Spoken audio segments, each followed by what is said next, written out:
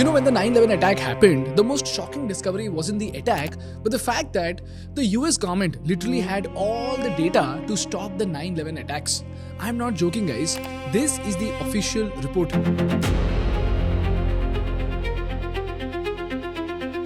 The flight school records of the hijackers, the Americans had it. The suspicious money transfers, the Americans knew about it. The names of the hijackers, it was sitting on a bloody watch list. And their travel patterns, it was flagged weeks before that plane hit the tower. So the question is, when they had everything, how did the most powerful country on earth let an attack like this happen? Well, that is because in 2001, America had a strange problem. The CIA's computer could not talk to FBI's computer, the FBI's computer could not talk to NSA's computer, and every other spy agency in America had only one piece of the puzzle. But nobody could see the full picture, which is why the official 9/11 report called it a failure of imagination. Not a failure of intelligence, but a failure of imagination.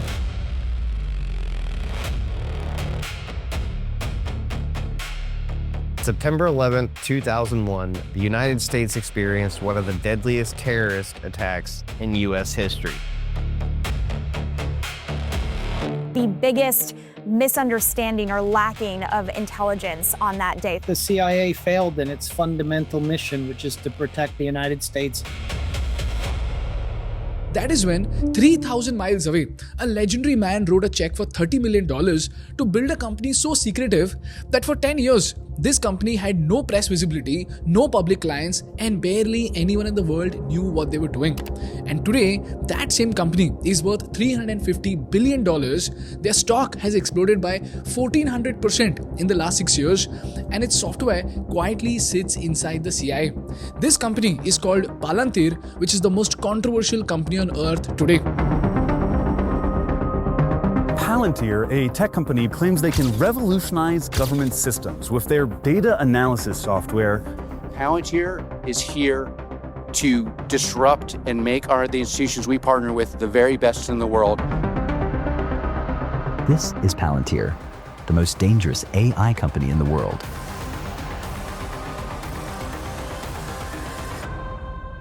Now here's what nobody will tell you on the evening news. Palantir is not a software company. Palantir is a superpower of United States. It can tell a bank which of its customers will commit fraud before they've committed it.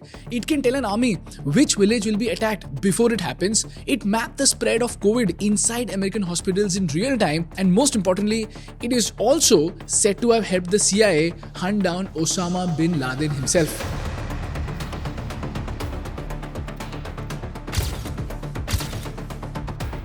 And the wildest part is that you can use this exact same superpower to build your own company, your own career, and even your own life.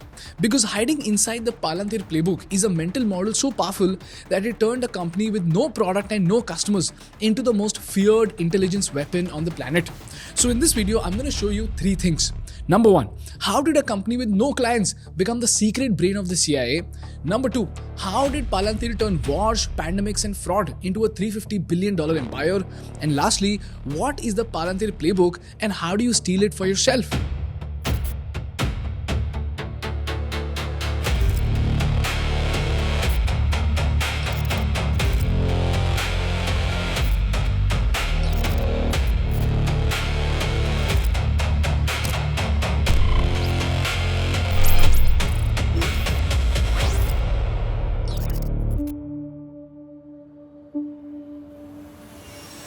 Before we move on, I want to thank Vested for supporting this video. Investing is not about what you buy, it's about where you get access. Most Indians invest in Indian stocks and mutual funds. But the real wealth of the world isn't just limited to one country. It's built all across the world in the global markets. And that is when I came across Vested. Vested is not just another trading app. It's a global investing platform designed for Indians who think beyond borders. You can invest in companies like Apple, Google, Nvidia, and Meta, or diversify into ETFs and invest in Nasdaq 100 or S&P 500. You can even start with as little as $1 and buy fractional shares or set up SIPs in US stocks just like Indian mutual funds. And getting started is very simple. Sign up with your email, Complete your KYC using Aadhaar and PAN, and it takes just a few minutes. NRIs can also sign up with their foreign tax ID and identity proof. You can fund your account from any Indian bank within 1 or 2 days. And NRIs can also transfer via international bank accounts. So if you're ready to invest globally, you must check out Vested, because why restrict yourself to a local market when you can go global? So if you find this useful, check out Vested using the link in the description, and you will get a $10 bonus on your first deposit, and you can start investing in global markets today. To understand how Palantir became the brain of the CIA, you have to rewind to 1999. You see, 3 years before 9/11 even happened, Silicon Valley was on fire with the internet boom. Internet startup craze. It's a race to set up fences around property in cyberspace. I believe that it's very easy to predict that there are going to be lots of successful companies born of the internet. Silicon Valley-based .com companies soon became the hottest commodities on the planet. And during this boom, some boys named Peter Thiel, Elon Musk and Reid Hoffman built a company called PayPal. PayPal had a simple idea. They let anyone on the internet send money to anyone else just using their email address. So you needed no bank account, no swipe machine, just an email. And the idea worked so well that by year 2000, PayPal had 5 million users in just 12 months. But while everybody was going gaga over their growth, the company was actually bleeding $10 million every single month to fraud. Yes, $10 million a month to a Russian fraud. And the people stealing it were sitting 10,000 kilometers away in Russia. And here's exactly how Russians were robbing PayPal. A Russian hacker, let's call him Alexei, he would hack into an American bank and steal 50,000 real credit card numbers. And then he would open 2 fake PayPal accounts. One called johnsmith1985@hotmail.com, another called marysmith1990@yahoo.com. And he would link a stolen card to John's account and send $500 from John to Mary. And the message would say something like, "Hi honey, here's money for groceries." And Mary's account now had $500 of real money.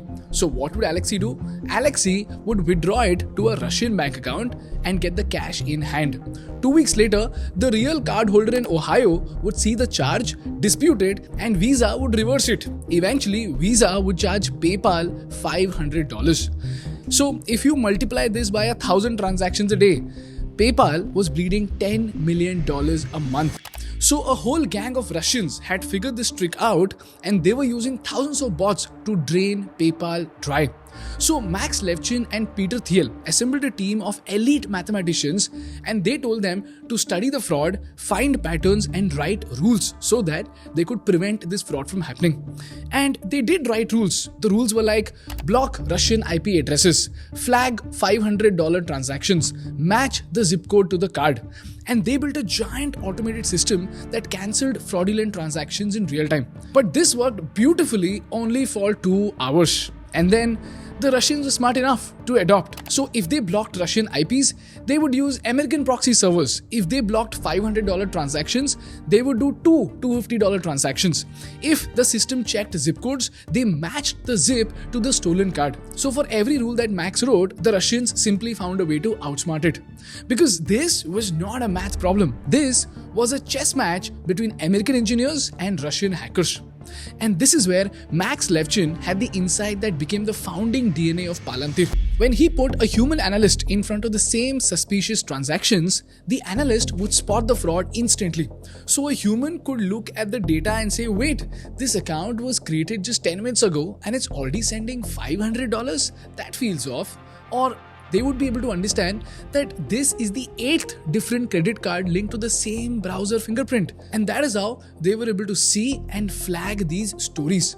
So, do you realize humans could see the stories, but computers could only see the rule? But here's the problem. PayPal had thousands of transactions happening per day, and they couldn't put a human on each one. So Max did something that nobody in Silicon Valley thought of.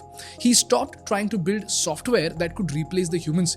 He started building software that turned a human analyst into a superhuman. This software was called Igor. And remember this because this is literally the same thing that Palantir does for the CIA today. You know what Igor did? Igor ingested everything from PayPal's database, every transaction, every login, every IP, every browser fingerprint, and hundreds of data points per user. And Igor visualized the connections on a single screen. So suddenly an analyst could see that 47 different PayPal accounts with 47 different names, they were all logging in from the same computer in Russia using 47 different stolen credit cards. So on a rulebook system, those 47 accounts looked innocent. But on Igor's network map, they lit up as one giant criminal ring. And Igor did not make the final decision. A human did. Igor had only one job. It had to simply tell the humans that these 20 transactions out of 10 million look weird. So take a look. And when the human clicked freeze, Igor learned, and next time it flagged faster and better. So the machine flagged, the human decided, the machine learned, and human decided again. That is how the system got smarter with each passing iteration. And within months, fraud losses fell by 70%, PayPal IPO'd in 2002, and it was bought by eBay for $1.5 billion. And this brings us back to our story. After the September 11, 2001 attack, as Thiel watched the news unfold, he realized something very, very interesting. He realized that PayPal had every piece of information to catch the Russians, but until Igor, the data was scattered. Similarly, Americans had every piece of information to stop the hijackers. They had flight records, wire transfers, watch lists, but the FBI's computer could not talk to CIA's computer, and the CIA's computer could not talk to customs, because of which they could not understand the story behind the data. So they both had the exact same problem. So Peter Thiel pitched the idea to every VC in Silicon Valley. He said, "We will stop the terrorists, save lives, and sell to the government of America." And if you look at the proposition, who would say no to that, right? Well, guess what? Everybody said no to it. Why? Because they told him government tech is boring business. The CIA is a nightmare client. Your idea will fail because the American government would take years to even approve your first design. So you know what? Peter Thiel put $30 million of his own money, gathered a bunch of smart engineers, called his PhD in social theory friend Alex Karp, and started Palantir in 2003 regardless. Co-founded by Peter Thiel back in 2003, its mission, providing software that customers use to integrate volumes of data from images to spreadsheets into a central platform where it can then be securely analyzed and interpreted. And since they had no customers, no history, no credibility, Peter Thiel did something very smart. He approached the VC arm of the CIA called InQtel, and he got $2 million from them just for the tag. And suddenly, every agency was ready to work with Palantir because now they were CIA certified. So in 2005, Palantir got its first real chance. The CIA agreed to let them test the software with actual intelligence analysts. So Alex and boys worked insanely hard, put in all their efforts, and flew their boys in to meet the CIA. And what happened next was a complete disaster. Why? Because as it turns out, not a single Palantir engineer had ever watched a CIA analyst actually work, because CIA was supposed to be a black box. So they didn't know that an analyst day began with dozens of classified cables. They didn't know that a new tip had to be cross-checked against multiple different databases.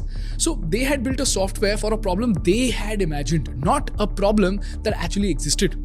And this is a very important lesson for all of us. People, we all need to understand that just because we think we have a great solution doesn't make it a great solution. We have to understand our client's perspective and bridge the gap between what we think is important and what is actually important.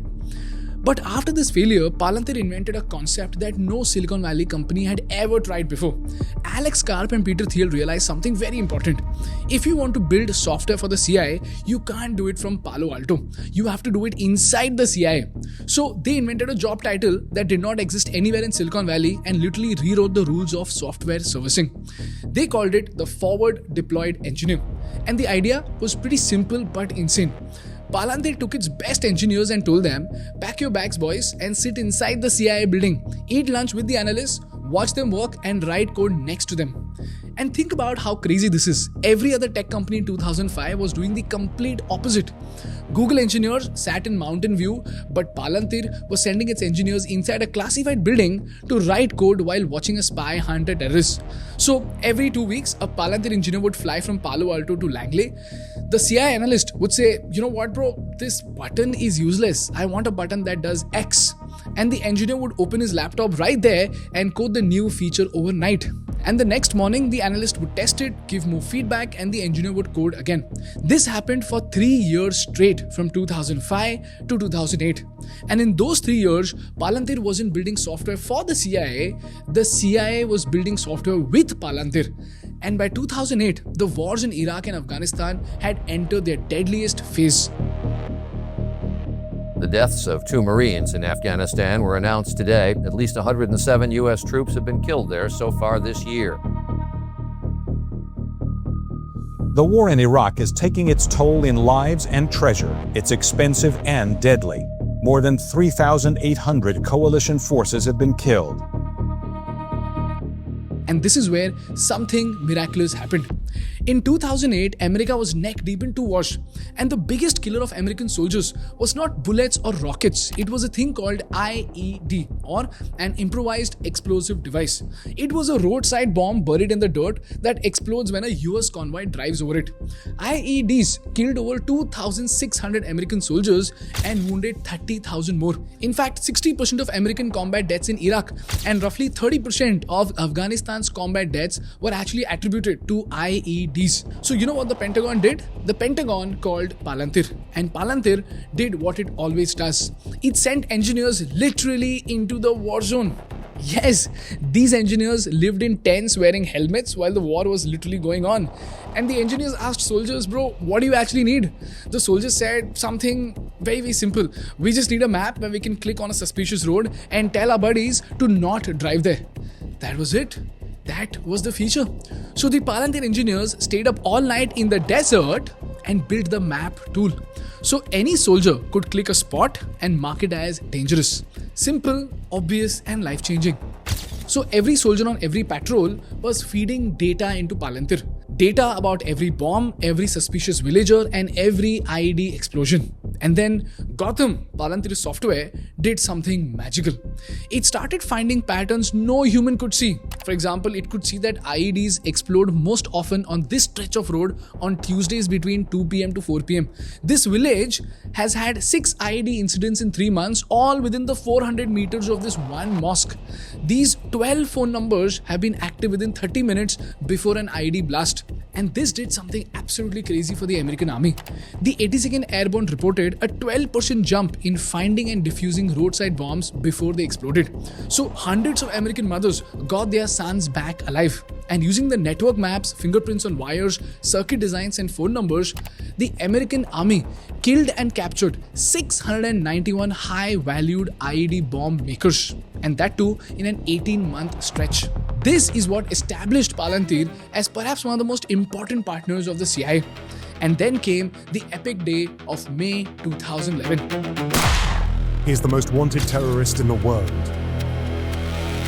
America's #1 most wanted terrorist is dead. Good evening. Tonight, I can report to the American people and to the world that the United States has conducted an operation that killed Osama bin Laden, the leader of Al-Qaeda, and a terrorist who's responsible for the murder of thousands.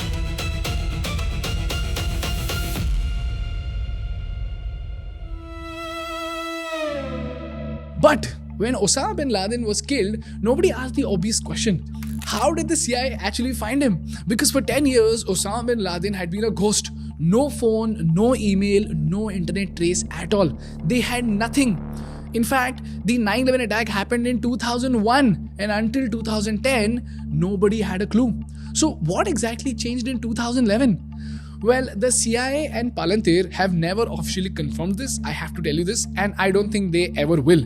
But according to multiple reports from Business Insider, TechCrunch, and other intelligence sources, the software that cracked the bin Laden hunt was Palantir's Gotham. And here's how it worked.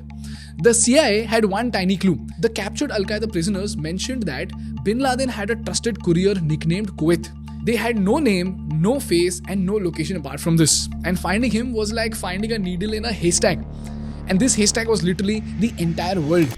So the CIA fed everything into Palantir Gotham, and this data was as huge as 3 million diplomatic telegrams, 170,000 satellite images, 8,000 hours of phone recordings all put together along with several other data points. And if you think about the volume of this data, even 1,000 humans could never go through that data and make a connection in a lifetime.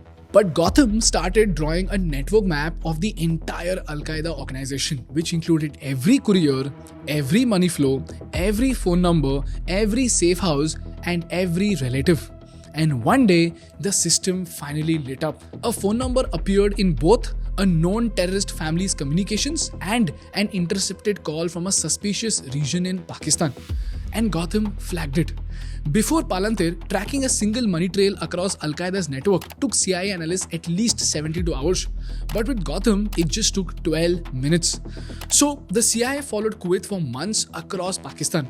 Every cell tower ping, every car movement, every person he met was traced by Gotham. And one day, Kuwait quietly drove into a compound in Abbottabad. This compound had 18-foot walls, barbed wire, no telephone, no internet, but a suspicious amount of household garbage for a house that was supposedly empty.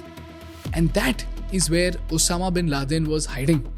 So the CIA watched the compound for months, and on 1st of May 2011, the SEALs went in and the most wanted man on earth was dead. After bin Laden's operation, Palantir exploded.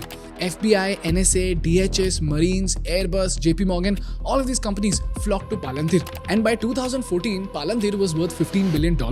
Today, it's worth $350 billion. But the real magic is not what Palantir built, it's how they built it. And there are 3 very important lessons hidden inside the Palantir playbook that you can steal for your own company, your own career, or perhaps your own life.